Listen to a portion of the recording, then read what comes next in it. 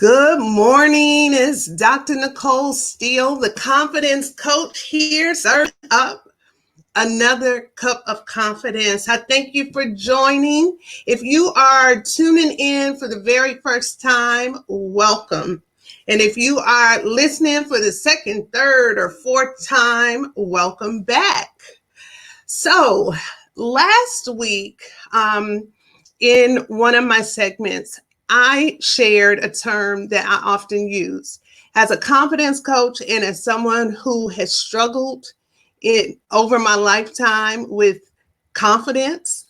Isn't that ironic?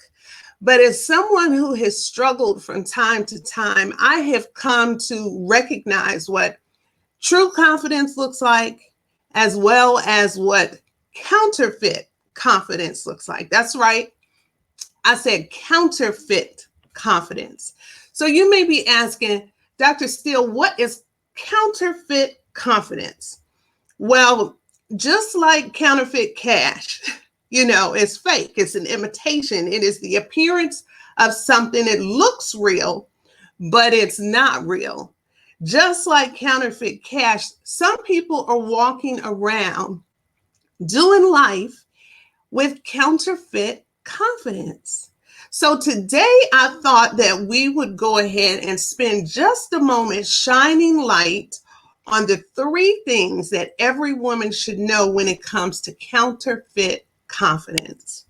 So let's jump right in. Okay. I have found over the years that oftentimes, not always, and not all people, but oftentimes people place their confidence in three major things. Number one, their who.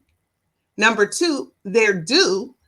And last of all, they place their confidence in who they are connected to. That's right, the who, the do, and who they're connected to. So I want to take a moment to just drill a little bit deeper into those three areas. Let's start with the who and the dangers of placing our confidence in our who. So what am I talking about? When you think about our who, as women in particular, and as well as men, we wear many hats. We are multifaceted in design.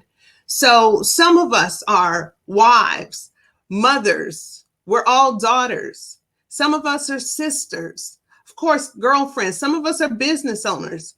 Others are students. You think about all of the titles that we carry or all of the hats. And while those titles are a portion of who we are, they don't define who we are. So the question that I have for you is, when it comes to those titles, what happens when those titles are stripped away? For instance, if a person places their value and worth, say, in being a wife, what happens when the husband decides to bounce, to step? What happens when divorce enters the picture? Or perhaps a mother. I'm a mother. I have two beautiful girls. And one of my main titles, my most, the titles that I'm most proud of is that of a mother. But what happens when your children grow up? I think about those who have spent a decade of time investing in their child's athletic ability, for instance. Maybe their child is an athletic, phenom, and they have been Ubering them to and from practice week after week. They have been just embracing and building, pride, rightfully so, on their child's achievements, in athletics, only to find that when that child goes off to college or God forbid, decides they don't want to do sports anymore, that confidence that was placed on being a dance mom or the mother of the football, quarterback, or not, let's take it out of athletics and let's talk about academic success. Many parents try and live vicariously through their children. And there are dangers in that. So you might say, well, I'm not a wife and I'm not a mother. But I think you can take that same concept and apply it to anything. So the dangers of placing our confidence in our who is when things change, our confidence can take a crash. So we want to stay away from that. The number two thing that people place their confidence in is their do. So much like the who, you think about all of the things that you do, and not just do, but you do well. I think, for instance, about, I'll just call her the career climber. Someone who's been climbing that corporate ladder. She has been making her coin. She has been building her bank and her reputation. She's got the corner office. All of the things have been going great. But what happens when you're let go? What happens when someone comes in that's a little, maybe has skills that you don't necessarily have? Or what happens when new management comes in and now they've determined, you know what, we're going to clean house, and we no longer need the people who built the company, but we're going to bring in our own people. What happens with that? What happens with the woman who may have, maybe you've built your reputation on your abilities, your physical abilities, maybe, maybe your physique. Let's talk about that. Some people put their confidence, in the body parts, you know what I mean? So you look the part, maybe you've put a lot of emphasis all of your life in what you look like. And people have complimented, you're so beautiful. Oh, you're so beautiful. But what happens, God forbid, over time, as you age and stuff starts going in different directions, or beauty, because beauty is defined by a lot of different things. So what happens when the trends change and now what people perceive as beautiful is no longer what's accepted? What happens when you think about even someone who has had their health and have thrived on living a certain lifestyle physically, and then life happens and they are limited physically, they've got physical limitations, just say that, related to health. What happens when your confidence has been built on your do, and then you can no longer do those things? You can no longer serve in that capacity. And so I am guaranteeing you, when you place your confidence in your do, solely in your do. Now, I'm not saying you shouldn't celebrate. You should celebrate achievements. You should thrive. You should strive for greatness in every area. Do not get it twisted. We should all try and serve and work in excellence to the best of our ability. But don't place all of our confidence strictly in our do, because when that do is stripped away, our confidence will take a dip. And that's not cute. Okay? So the last area is people who place their confidence solely in those that they are connected to. I talked about the who, I talked about the do.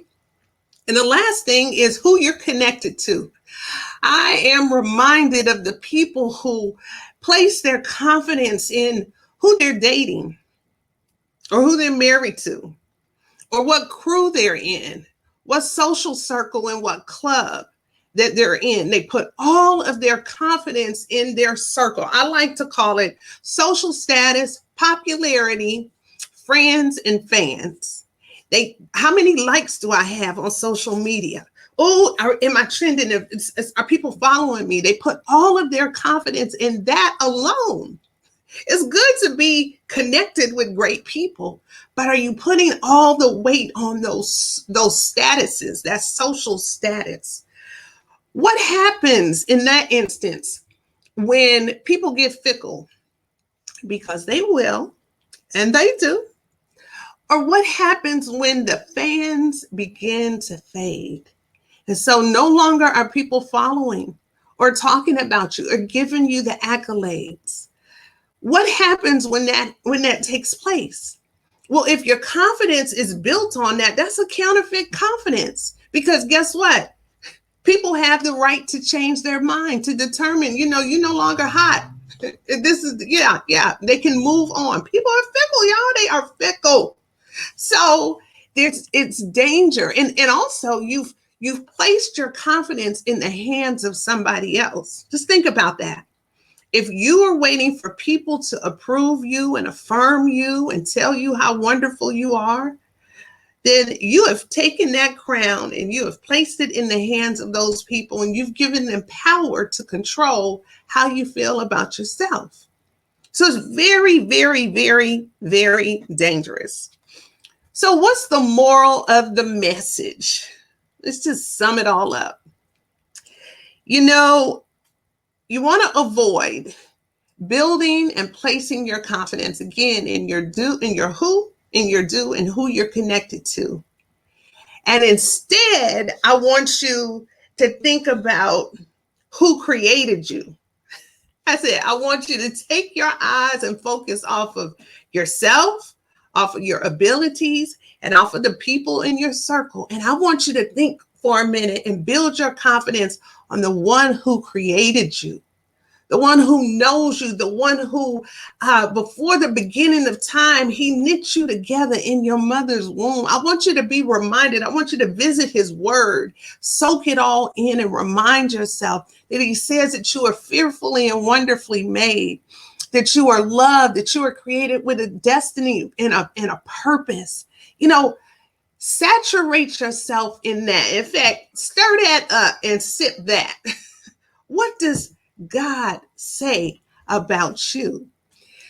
You see, when you build your confidence on something like that, it's like building your confidence on a rock. No matter what comes, no matter what storms of life come, no matter what trials you face, if you build your confidence on what the creator of the universe says about you, guess what? He's the same yesterday, today, and forevermore. He is not one of those fickle ones. He does not change. He does not change his mind. He did not create you and now look down and go like, Lord, what did I do? I messed up. He doesn't say that. He loves you and he has a plan and a purpose for you.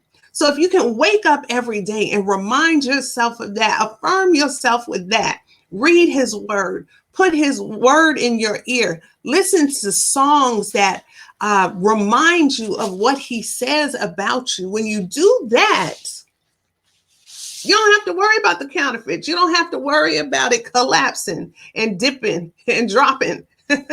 You can just start your day and go about your life doing what you've been called to do. And yeah, that's true confidence, not counterfeit confidence. So with that being said, just think about that.